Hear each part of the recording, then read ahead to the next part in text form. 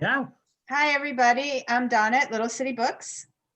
We are really pleased to welcome you all tonight to our Zoom Fest on the first night of Hanukkah.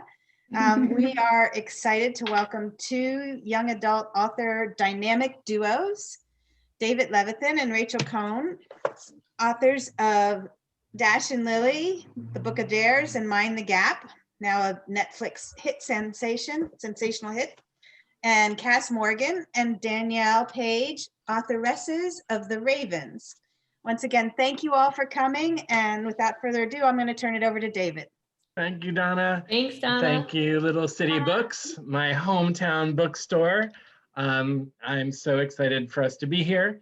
I'm so excited for us to be pairing up the pairs. This is very, very cool. Usually, like, Rachel and I are the only pair on the stage, and now we get to multiply. I'm so excited about this. Yeah, right? Because to hear all the methodology. So again, I'm David Levithan. My writing partner is Rachel Cohn. We have written how many books together? 6, 7, 8, something like that. Most recently, Mind the Gap, Dash and Lily. And we're so excited to be joined by Kass Morgan and Danielle Paige, best-selling authors in their own right, but author of the chilling, fun page turner, The Ravens, which I just informed them I was up until 1 a.m. last night reading, which I really shouldn't have because I had a really big work day today, but that didn't matter. I was up, I had to see how it finished. I will not give that away. So yeah, I think first off, let's just ask the obvious question first, and Kass and Danielle, you can go first. So what is your book about? How would you pitch it to our audience?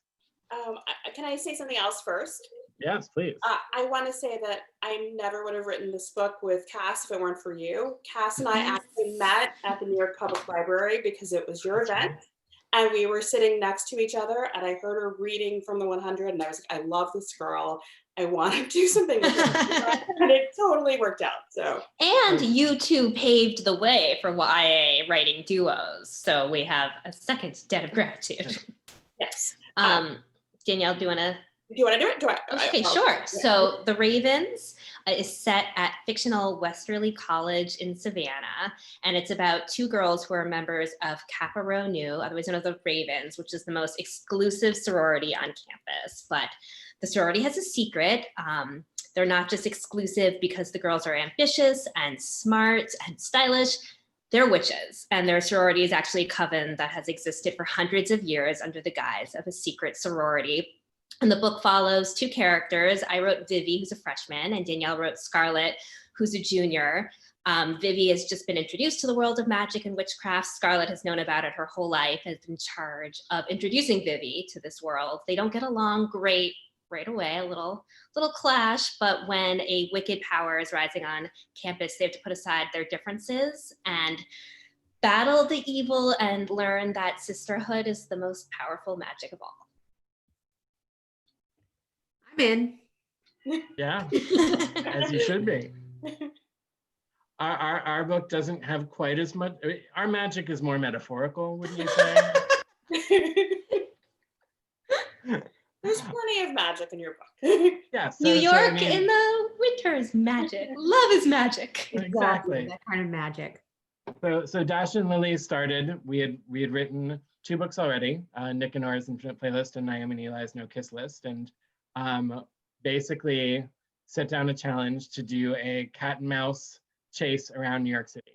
That was the very, very loose premise, and basically the entirety of what we knew about the book before the first chapter was written was that it would be a cat and mouse chase around New York City, and decided to start it at the Strand, another independent bookstore, a little bit bigger than Little City. It would have been a much shorter chapter had they had to find the notebook in Little City. But basically about these 2 teenagers who meet through a notebook, Dash and Lily. I wrote a very curmudgeonly character who didn't like Christmas because it happened to be just after the Christmas holidays. And as a Jew, please note the Hanukkah, Rachel, I was like, I'm so sick of this season. And I sent the first chapter off to Rachel thinking, okay, she's going to throw back somebody just as cynical. And instead, I expected to write a chapter that was my typical teenage girl character who would be sarcastic and cynical. And I really thought that the book was just going to be these two teenagers, sort of like Nick and Nora, running around the city, going on a scavenger hunt and hating Christmas. Like that would be the whole book. And then it just so happened that the first sentence that I typed was, "I love Christmas." And I was like, what? Like, I didn't expect that at all. And then I just started to laugh. And so much of David and I's books work out this way is that, I just started to laugh at the idea of David having to answer a chapter to a girl who loves Christmas totally over the top. And so I just kept, it was one of those things where it just started to write itself. And there we are. And it was very fortunate too that we started writing in January. So it was right after the holiday season. I think if it hadn't been, we might not have said it at Christmas. But that ended up being a really good stroke of luck. And now, David is Mr. Christmas. I try. So tell us, so where did Mind the Gap, book 3, where did that come from? Where do we send them? We sent them to London. The second book we wrote, The 12 Days of Dash and Lily, continued on in New York. And then when we went on tour for that book, we were in England and doing a signing. And one of the readers asked us, now that you've spent this time in England on tour, would you ever consider writing a Dash and Lily book in England? And David very flippantly said, yes, and we're going to keep calling Dash and Lily. And I was like, that's actually a really good idea, and really sat on it for a while. So it's like that the idea was seeded there, but it was also fun just to write something like outside of New York and to take it to a different place. And England, they do Christmas very well there. So it was just really fun to do that. And I think of the first 2 books as being about very typical YA books in that they are 2 teenage characters who are figuring out who they are. Whereas in the third book, they're in first year of college or first year out of high school. It's a different year. It's a gap year. And in some ways, it's sort of that bridge between teenagerhood and adulthood. And so really, I think of the book as being like they figured out who they are. Now they have to figure out what they're going to do with that. And England's a nice place to do that. Yeah. And so our process is that again, we don't plot out anything ahead of time. We basically have the barest of premises, let's just say premises. Premiseme, let's celebrate Hanukkah, so premiseme, and then we run with it, and we do not talk about it while we're writing. We just email chapters back and forth, and basically the story builds because we are throwing the story at each other, setting things up for each other, some of which we take, some of which we don't, but we just continue until we figure out we're over, right? But so I'm very curious, again, because Rachel and I talk about it all the time, but we never talk about it with another pair. Yeah, so I'm very curious, Danielle and Kass, what your process was. So wait, you guys don't even have any idea what's coming to you, and you have no idea how it's going to end or what the middle is, nothing. That's hyperventilating thinking about that. I feel like I'm having a panic attack with Kass right now. We did the absolute opposite of you. We sat in a room and we had a big whiteboard and we mapped out the entire book. And then we went our separate ways and took our characters and wrote our chapters and then came back together with the chapters. So we stuck to our outline pretty much. And it was just like getting a big love letter back from Kass of like all the things that we talked about, but better. Were there surprises for you along the way? I mean, that's one of the things that I love about that we don't plan it out is that, I can throw him a million seeds and he usually just goes to play in another garden when he gets his chapters. And so I'm just curious how, if you had plotted it all out when you received the actual chapters, were there any times when you're like, oh, I didn't see that coming, or, oh, I really like that addition, that, anything like that? Yeah, so there weren't a lot of plot surprises. We stuck pretty closely to the outline, but in terms of world building and characterization, so world building is definitely what I admire most as a reader, and it's what I struggle with most as a writer. I think it's because I revere it so much. I hold myself to this high standard that I feel like I can never meet. And especially when you're dealing with magic, it was just pretty overwhelming to sort of figure out how magic is going to operate in this world. And then I got, Danielle's draft in, and it just supercharged my imagination reading her chapters and seeing how her character used magic and sort of the introduction of all these glamours and how it sort of informed every aspect of their daily lives. My second draft was something I never could have done without reading Danielle's chapters to inform it. So we'd absolutely bounce the ideas off of each other, but just not like directly in a room. Yeah, and we would also text each other. Like Kass came up with a magic system in the room and with this tarot, which is amazing. And just every chapter, she went to Savannah and did the actual like physical research. So her chapters really brought Savannah to life. And there's just so many great details that I never would have thought of. Well, actually, David, I think you'll appreciate this as a fellow Brunonian from the 90s. So the magic system of the Ravens is based on tarot, and I learned to read tarot cards because I belong to that video store above the Wiccan supply shop on Thayer Street. There was no Blockbuster in Providence. So if you wanted to rent a movie, you had to trudge upstairs, but first you had to walk through the crystals and the tarot cards. And I took lessons there. I like went to go rent, 4 Weddings and a Funeral for the 18th time. And I left with like a tarot deck and an ability to see beyond the veil. Were either of you ever in a sorority? Did anything about that? What inspired that aspect of it?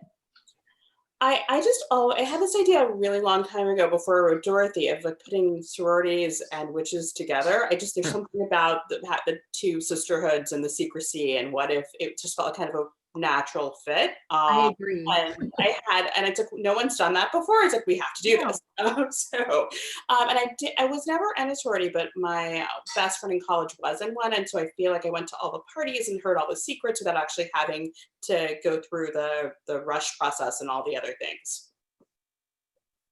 Either of you? Greek life alumni?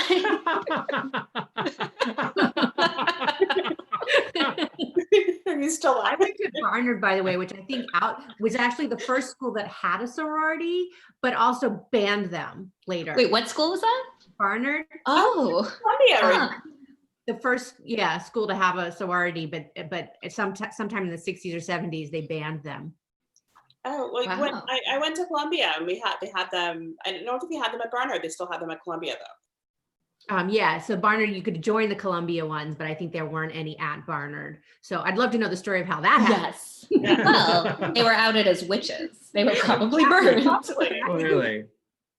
That balcony incident. I'm fascinated about the fact that you plotted it out ahead of time, which is just so foreign to me and Rachel. And so were you writing simultaneously and then exchanging chapter by chapter? Or did you do your full draft and then exchange the full drafts with each other? Full draft. Wow. Yes. Wow. It is a leap of faith. And we had the freedom to change things. I changed the theme of all the rush parties halfway through and texted Danielle, and, she would change things, but, I'm just not a plotter. So it was sort of a gift to have this outline. And, Danielle has a background in TV writing. So I think it really played to your strengths, and it was sort of fun to see your imagination at work and sort of how all of your storytelling experience sort of bubbled up during this like epic plotting session. No, it was but you had just as much of a part in the plotting, and it just, I think it just came together so well. And it did feel like writing. I used to write for soaps. I wrote for Guiding Light and Days of Our Lives. So I had this background of just having to write a script every week and then turning it in and then leaving it and just forgetting about it. So for me, that I kind of brought that to this. I have a question, David and Rachel. I know you've written many books using this, conceit and process. And I know you two are like very much yes and people, but have you ever said no? Have you ever gotten the chapter and just been like, absolutely not. I can't work with this. There was a notorious incident one time in Naomi and Eli's No Kiss List. That was the one book we wrote from many different perspectives. And the conceit of that book was that you could pick up any perspective. So it wasn't just, you can only write Naomi or you can only write Eli. It was just like, write whatever character you want. So it kind of ended up going off the rails a little bit.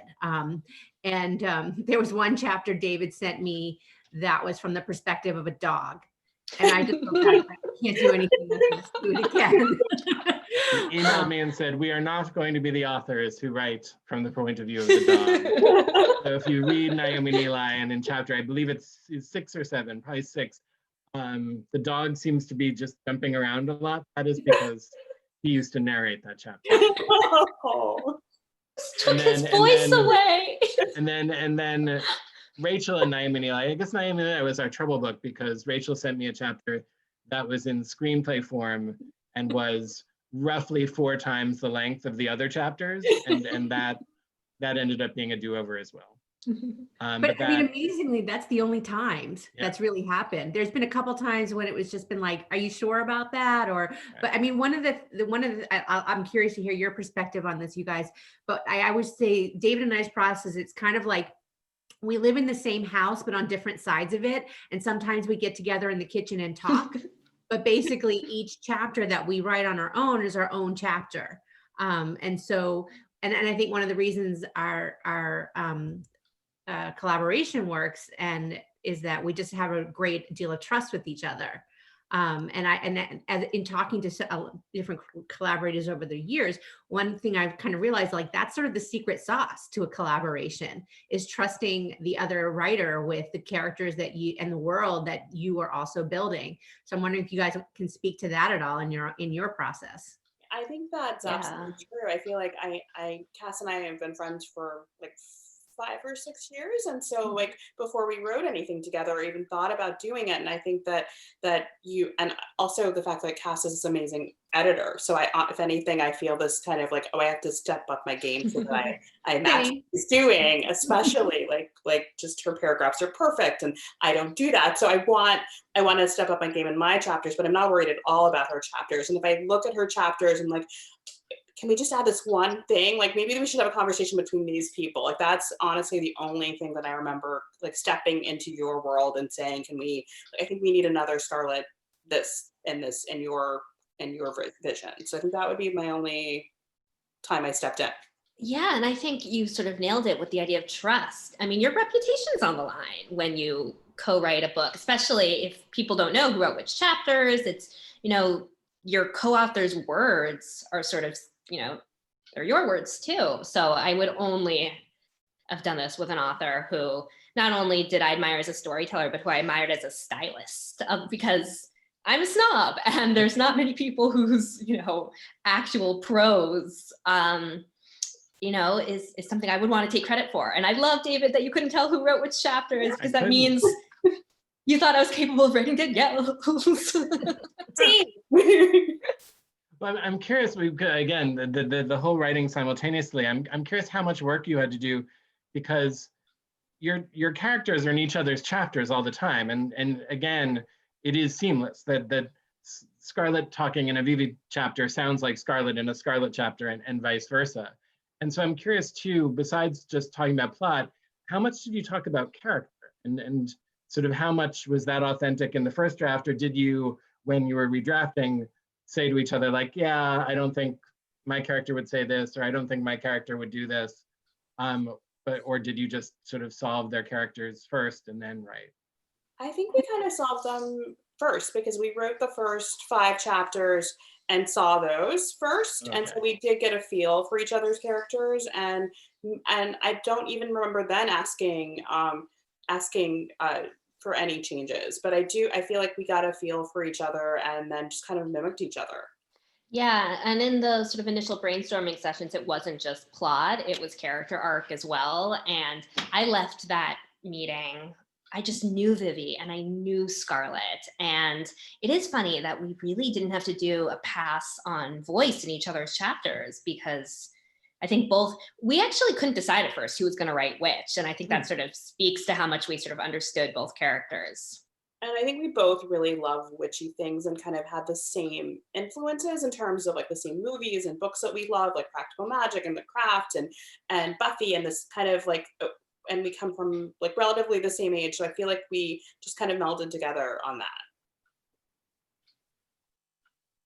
I realize it is about to be sunset in Los Angeles. So I'm just gonna go turn on some lights. Will you guys excuse me for 10 seconds?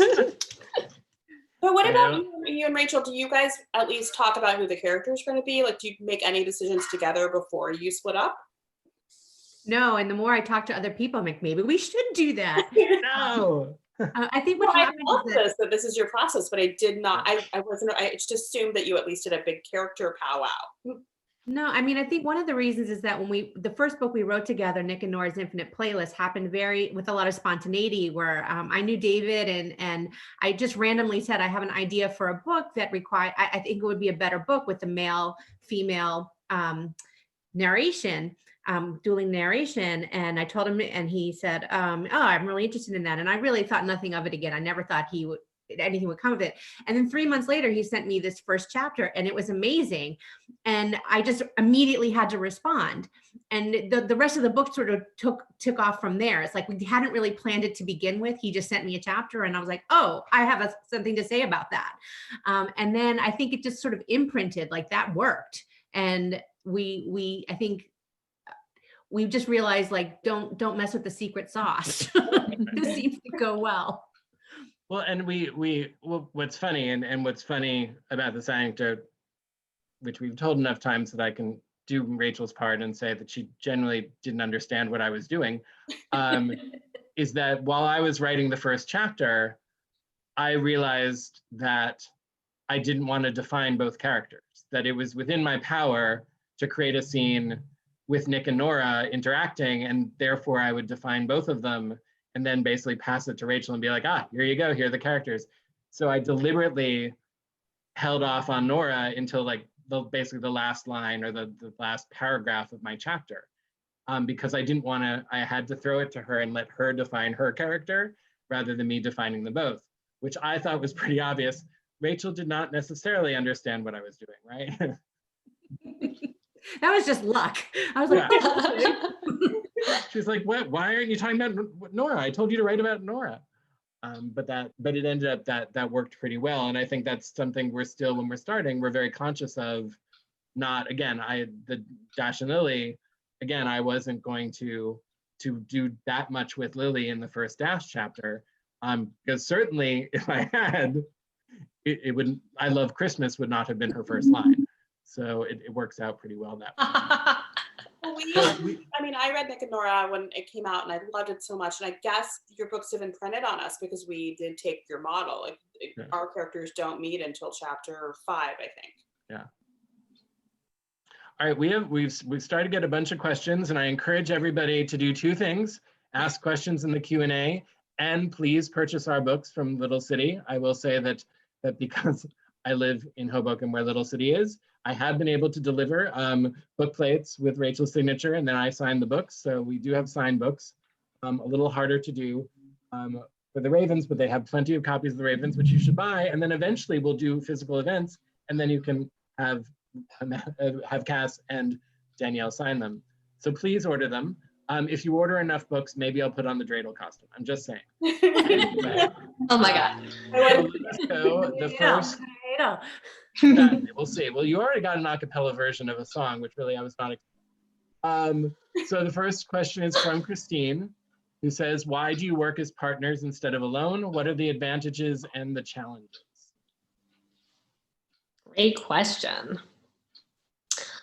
I like getting to write half of a book. I believe in efficiency and it's much faster. And I love collaborating. I think my imagination sort of operates on its highest level when it feeds off of other people's creativity. So I think I'm like, I produce my best results when I'm in conversation with someone else who's super creative and whose work I admire. I think that Kass said everything, but I think it elevates your game. It gives you, and you're not in it alone, and you get a partner, and it's more fun. Yeah, I mean, you nailed all of it. It's just more fun. It's only half a book, so it doesn't feel like pressure. I often say that when I go to write my solo material, it feels like work. Writing with David does not feel like work. It just feels like so much fun, and also just being able to send off chapters and I have no idea where it's going to go, which can be frustrating sometimes, but always to the betterment. And it's also like, it's just especially in the beginning, I mean, because David is, as a writer, he's someone I admire so much. So I will say selfishly that at the very beginning, before we sent the book off to editors, there's a really kind of chuffed feeling I have where I'm like, I'm getting a chapter just for me from David Levithan. I from Rachel Cohn. Yeah, no, but I love, again, I write stories to find out what the story is. And like when you're writing with somebody else, it ups the fun quotient of that considerably, because again, it's not within your control. It's like you literally are both a reader and a writer of the same book, which I just love.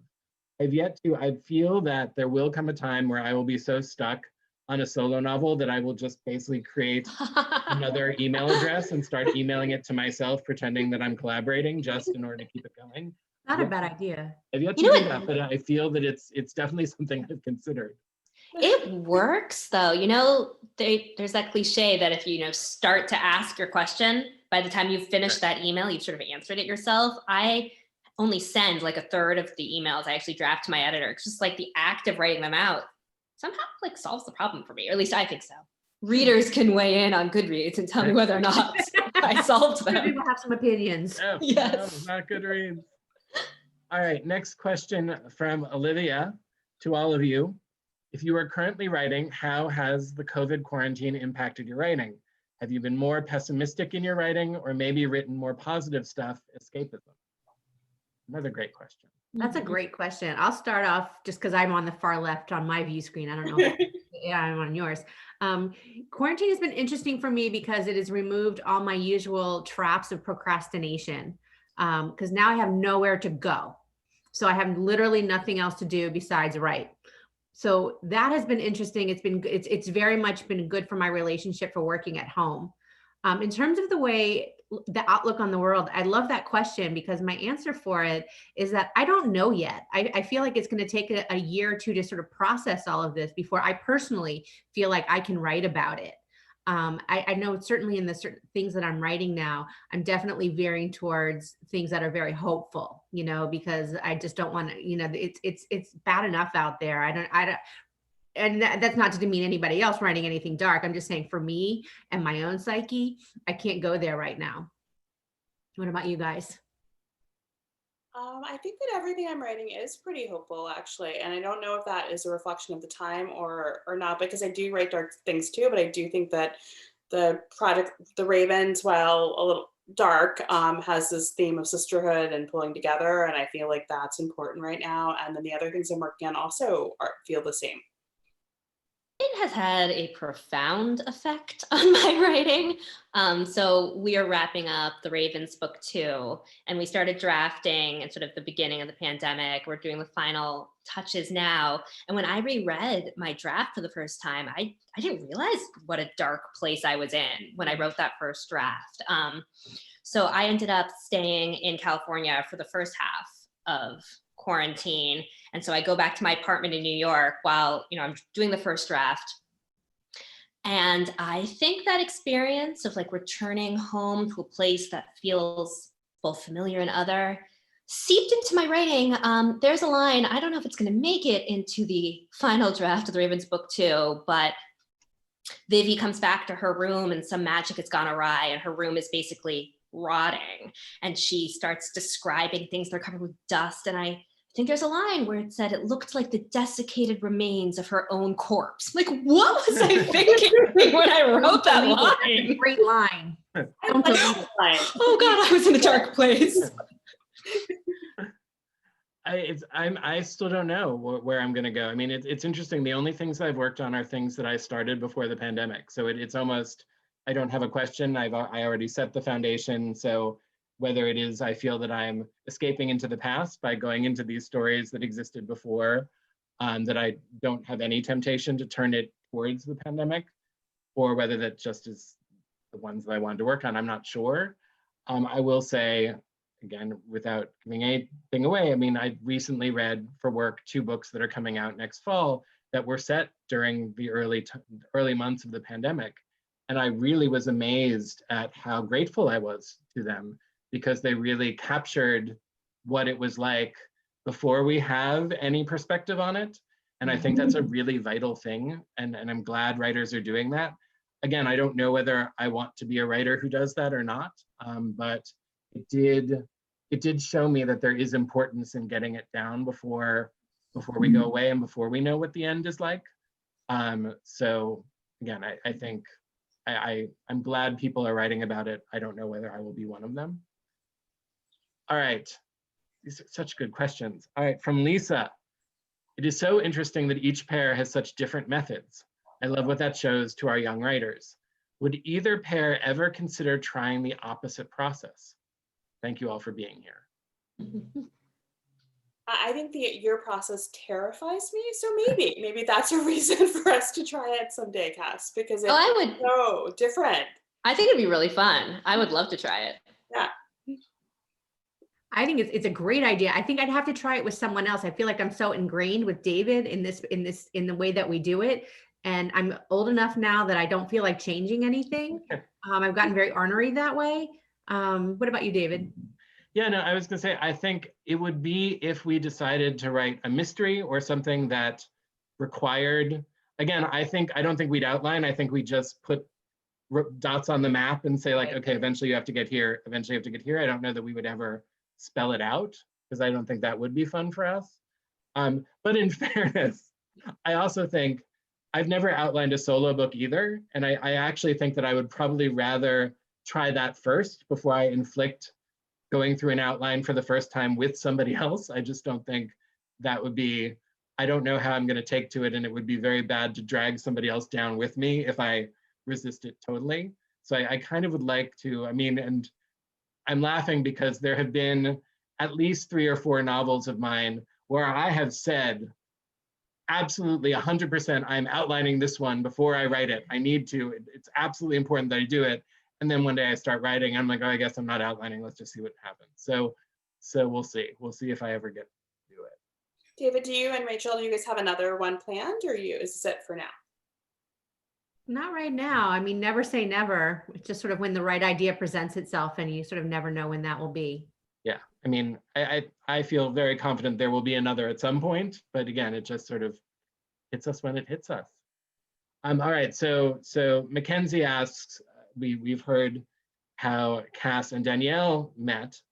So Rachel, that Mackenzie is asking us, how did we meet and how did we decide to co-write together? Well, we often like to make up answers on the spot, but it's so long since we've done that I don't have a good one set up. My favorite one ever was that you were playing the piano at Nordstrom.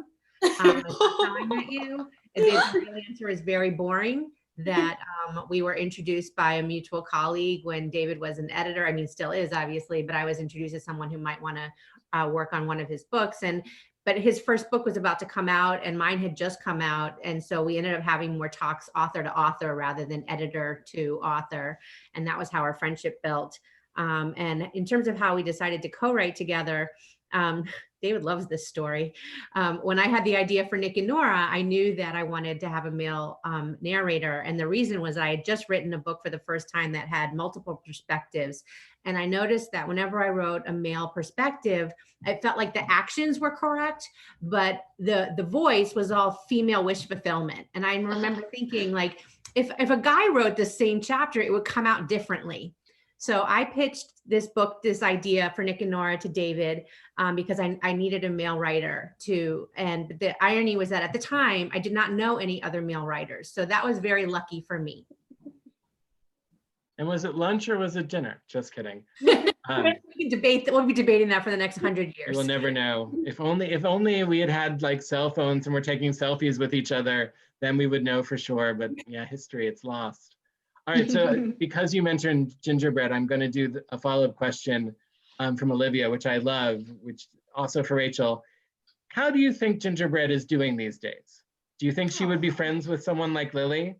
I bet she would kind of take her under her wing. For those who don't know, Gingerbread is the first novel that I wrote that I was referencing when I first met David, and it had a main character named Sid Charisse, named after the dancer, who was pretty wild. I think that they would like each other. I think Sid would just be like, you're a funny little thing to Lily, and just be kind of fascinated by her. I think Sid was very open-minded.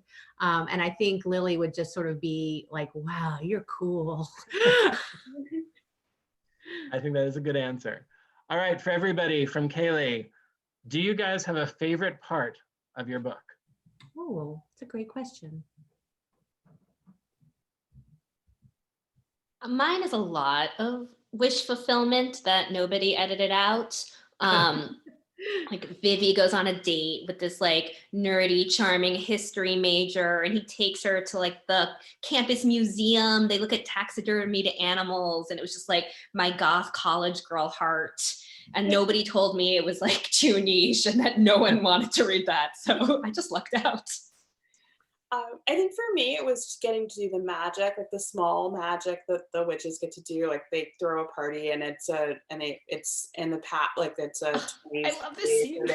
So there's a clock, and it takes you back through the decades until you get to that year, and then your hair and makeup and everything are done in that time. So I think being able to do those like small flourishes were just fun. That's my favorite piece of magic in the whole book. That's the detail that made me up my game.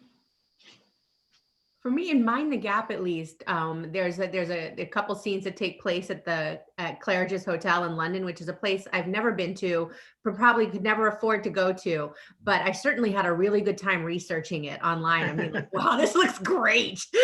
It's very posh, but also seems like it's very accessible and beautiful and meticulous, and everything sort of like embodies everything about British culture. That was one of the reasons I chose it. But having chosen it and then lived in its research for a while, I really enjoyed writing those parts. What about you, David? Yeah, I mean, it's funny because it's with this book, I think of places. Like I'm like, I loved sending them to my favorite record store in London, and I love the record store scene and all the different bookstores. Yeah, I think I'm trying to think. Is it a spoiler? It's whatever. Rachel decided that Mrs. Baisley, or Basley, a character from the first two books, should make an appearance. I don't think it gives that much away. And one of the conversations with her, which started in Rachel's chapter and led to my chapter, was an extraordinarily fun conversation to navigate. I don't say, like, speaking of collaboration, by the way, I ended my chapter with Mrs. Basley where she presents them with an idea that's completely preposterous. And I really thought, but it was something that should have been addressed. You couldn't just not talk about it in the next chapter. And I really thought like, oh, I really got David. I just took him into a hole and he's going to have a really hard time digging out of it. And he dug out of it in like 3 paragraphs and like masterfully. It was amazing. It's the Houdini of YA fiction.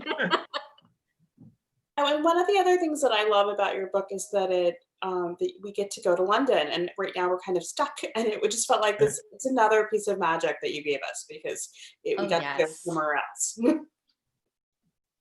All right, another question from anonymous attendee. Ooh. How much input do you feel you got in the movies or shows that originated from your books? And I will add in, and what is it like to be adapted or to have an adaptation in the works? I'll start off with it. There's really nothing that's not amazing about it. It's wonderful. It's a great privilege, and luckily we've had very excellent adaptations, so it's nothing I feel embarrassed about. In terms of our input, I always say like they want us to be very happy, and they'll ask us a lot of things. In the end, they're going to do whatever they're going to do. They really don't care. And I don't mean that in a bad way. I just mean like they have the best of intentions, but they don't. They have their own plan, and that's what they're going to stick with. Well, and Rachel wrote one of the episodes, a really awesome episode, I might add. Oh, so at least you had some so cool. some control over one episode. But I think, yeah, I think that for us, with all of our adaptations, it is just, you have to believe that the person you are selling it to and who is taking it forward believes in the spirit of what you've written. And I think every single time that is what the director has brought or the showrunner has brought. And we've been very lucky in that regard. I will say, Rachel, it is freaking me out because, again, this sweatshirt is definitely related, but vastly predates the TV show. But I'm basically dressed as Mark. This is true. Oh, like with the hair and the sweat, like basically this is what he's wearing in the movie, isn't he? So it's just, who knew? Somehow you knew. Yeah. So There you cute. go. Their answer? I had, a very different experience than you guys did, just because, we sold the rights to the 100 before the first book came out. So I didn't have a lot of leverage. I was a very newbie writer. So I had no input. But I don't mind. Like, everyone assumes that I must be so frustrated that the show diverged so much from the books, but it allowed me to watch as a fan. If they had stuck really faithfully, I would have known what was going to happen. And so it kept it really exciting for me. And it was pretty incredible to see somebody take my characters and my world and then interpret it through all these creative lenses. What did the production design look like, and the costumes and the lighting and the sets and even the music? It was all these incredibly talented, creative people, with full freedom to sort of interpret the world the way they wanted. And it added a lot of depth to the world for me. And I was writing simultaneously. I was continuing on with the series, and it definitely informed the books. So the actors' performances gave nuance to some of the characters. I was inspired in so many ways, so it felt really symbiotic in a way that I don't think is normal, because normally you write a book and then someone else adapts it. And I don't have anything to add except that I started out as a TV writer, so I kind of have the reverse experience of learning to be a book writer and not having a cast and crew to make that magic, and having to do that myself finally. So I kind of had the reversed experience. Yeah. All right. Another question from Anonymous, which I just love, is when you write characters that aren't your norm and are out of your comfort zone, do you still feel the same connection to them as others? Ooh, That's a great question. that's a really great question. I'll say personally, I feel like there's no character I write that I don't feel a connection to. Some I feel more sad about, and some I feel really giddy about. But if I don't feel some connection in some way, I feel like they wouldn't come to my imagination anyway. But I'm going to think about that more. That's a great question. I never really thought about that in my own writing. This is going to sound like advice from a bad acting class, but I think it's true. Like, even if you create a character with different values and different goals, like, they're going to be motivated by some sort of emotional truth that resonates with you. So even if I'm writing a character who's, cocky and isn't a reader and, makes a mistake that puts the whole human race in jeopardy, he's still going to be motivated by something that has influenced me in my life, whether it's wanting to protect a family member or redeem himself. So it's sort of balancing sort of the outlandish fun of writing someone who's different from you, but grounding them in this emotional truth that is something you've experienced. Yeah, I think you have to find something that you can hold on to in the character, no matter how bad they are, to make it make sense for you and to make them believable. I will say that in thinking about this question again, which I love questions when you're like, I don't know that I've been asked that before. I will say it comes up in collaboration, in that certainly there are characters that Rachel will introduce that I will not run with. And partly it might be that I'm not feeling the connection, or partly it might just be that I feel Rachel knows this character much more, and I can sense that she knows the character much more, and I don't feel that I have that kind of access. I'd say Lily's grandfather is a great example of that her relationship with him is so tight and so interesting that I never felt that I wanted to sort of somehow rejigger it so he was in my chapters and I could do new things with him. I felt, no, that's really, that he belongs in Lily's chapters, he doesn't belong in Dash's, as opposed to somebody like Mrs. Basley, who I feel she is somebody who Rachel and I share, and that we have equal insight into, and she can bounce back and forth with impunity between our chapters. So I think that's definitely part of it as well, is that, again, with collaborations, you do get to choose to some extent which of the supporting characters you're going to work with the most. And I've certainly done that. And this has been great for me because we've been writing these together for almost 2 decades, and I just learned this. Wow. I don't know that I've ever thought about it in those terms before, but that, yeah, it makes fascinating sense.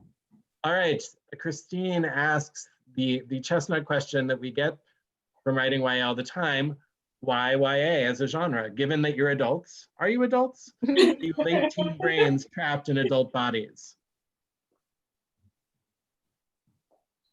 I'll start. It's always just fun to write those kind of, I think of YA, for me at least as a writer, everybody's answer would be different, but it's that you're at an age where you start to have all this, this adult body and starting to have adult experiences, but you don't have any kind of the wisdom of time on your side yet, or not on your side, depending on how you evolve. So I find it to be an interesting dichotomy. It's just experience how your smaller, shorter period of time on Earth has reflected the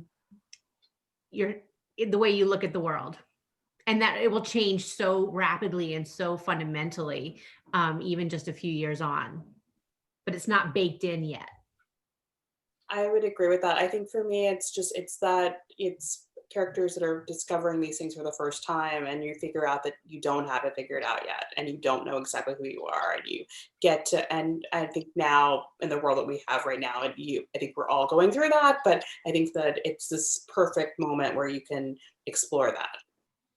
Definitely. And it's also just a privilege. All my favorite books, the ones I revisit over and over again, are ones I first encountered as a kid or as a teenager. And, there's really nothing that has supplanted Emily of New Moon or Anne of Green Gables in my heart, because, those are the books that turn you into the person you were meant to be, and they become your lifelong friends. And when you write for adults, your book is probably not going to have that role in someone's life. When you write for kids or teenagers, you are possibly writing that story that's going to be with them their whole life, and there's really no greater honor. Amen. All right, another question. We have time for one or two more. The hour is going quickly. So with the final version of a collaboration, who gets final say? Do you have final say over your own chapters and who wrote the section, or do you have to sort of both sign off on both in the editorial process? Sort of how does that work? Kass, I think we both signed up on both, right? Like, I feel like if we had a disagreement on something, we just talked it out. Yeah, and we also worked with really great editors who, if there was ever some confusion about, what was the priority in a chapter, they could weigh in really thoughtfully. So yeah, there was really no issue. Yeah, I think we're pretty much the same. I mean, like I said, each chapter, each person's chapters are their own, and we'll weigh in on each other's chapters in comments and when we edit. But generally speaking, we very much respect. Is what it comes down to, that trust again. Like, your stuff is your stuff and my stuff is mine. Yeah, I would say, again, we sort of go through with track changes, and if there are little things, we will certainly sort of point out things to each other, be like, oh, I don't know if we said this. Again, Rachel has to bear the brunt of the fact that I tend not to reread the previous book when writing a book. And so she has to be like, hey, David, I know you're saying this is the grandparent, but we already have grandparents. So, oh. David, I will text Kass and say, did we do this already? It's like, yeah. I don't know. It feels like we did this in the last book. That's what copy editors are for. It gives them life. Oh my goodness. All right, there is a question for us, Rachel, that basically, if we continue Dash and Lily, would we set the next holiday during the pandemic? No. That's my answer as well. Pass, but nice idea. It's the darker, different alternative version. And yeah, I think that we are very lucky. We've talked a lot about the TV series was filmed last holiday, and we didn't realize it was going to be a time capsule of sort of New York at Christmas before everything went wonky. And I think I love that about it. So I don't want to contradict that in any way. Yeah, it's nice. It's a nice fairy tale. I don't want to ruin that particular. There's other ones I'm happy to ruin, but I don't want to ruin that one. Aww. With reality.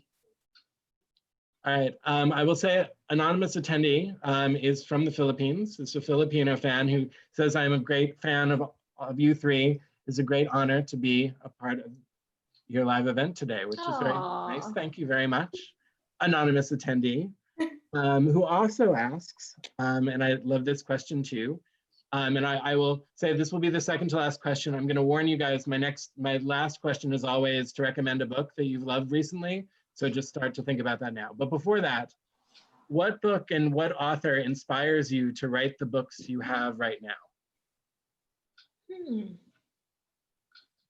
So yeah, so let's be specific. So the influences on Dash and Lily and also influences on the Ravens.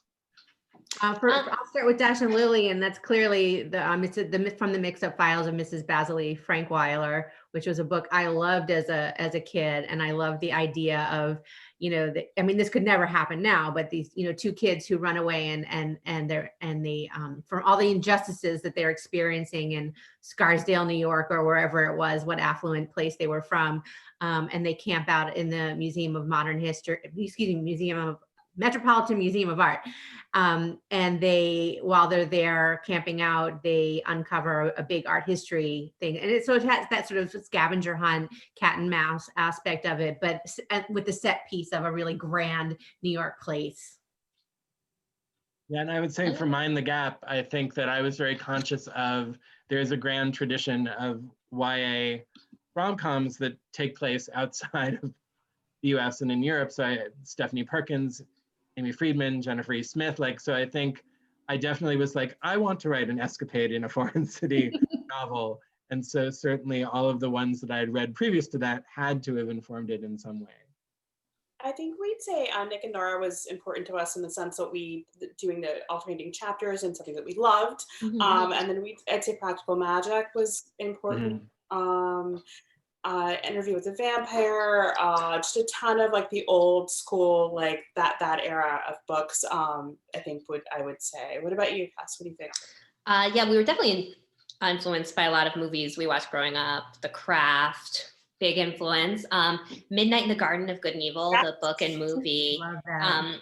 I grew up reading pretty much exclusively books set in Canada and the UK. I didn't know there was magic in America until I read Midnight in the Garden of Good and Evil, and the idea of Southern Gothic and this tradition of Southern magic awoken something in me that was sort of basically been germinating for the past 30 years. So it was so fun to write a book set in Savannah. I also think Danielle and I were writing against a lot of stories. The witch has always been a symbol of persecution and an outsider and women who threaten the social order and are shunned for that. And I know Danielle in particular, and then it became really important to me to write about witches who were insiders. These are the members of this exclusive sorority and everyone wants to join. And the idea that your witchiness can be a source of power and inclusion and not sort of force you out, onto the outskirts of society. All right, last question. It's the holiday season. They happen to be at an amazing independent bookstore that can get you any book that you want.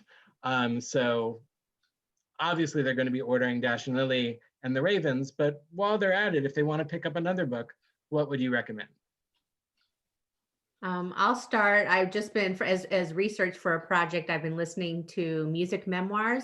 And let me tell you something, the Jessica Simpson one, Open Book, is really good. I really recommend it. I am not even being ironic. Read it. I love that. My number one holiday recommendation is One Way or Another by Kara McDowell. It is the cutest Christmas rom-com about a girl with severe anxiety. So it's like a Hallmark movie with all the escapist fun, but about a girl with paralyzing anxiety, which I think is something we can all relate to. Totally. I just picked up Christina Lauren's Holidays. It's basically Groundhog Day meets Christmas. Nice. And I will have to say, Vitor Martin's Here the Whole Time. I love about a boy who basically has to share his bedroom with the boy next door who he's had a crush on. And they have to share a bedroom for 15 days. And it gets intense in the sweetest, tenderest way. It's amazing. Vitor is a Brazilian author who deserves to have a wide following here in America.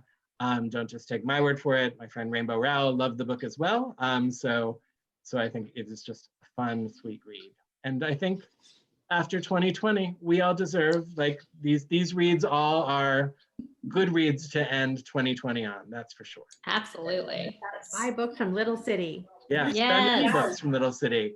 So thank you, Kass, Thank you. Danielle, Rachel. Thank you. Thanks This for has been having so us. much fun. Most of all, thank you, Little City, for having us. And thank you all for attending, whether you are attending from Hoboken or the Philippines. We're really happy that you joined us and hope you enjoy the books. Thank you. Happy Happy holidays. Hanukkah. Happy Hanukkah. Holidays. Bye. Bye.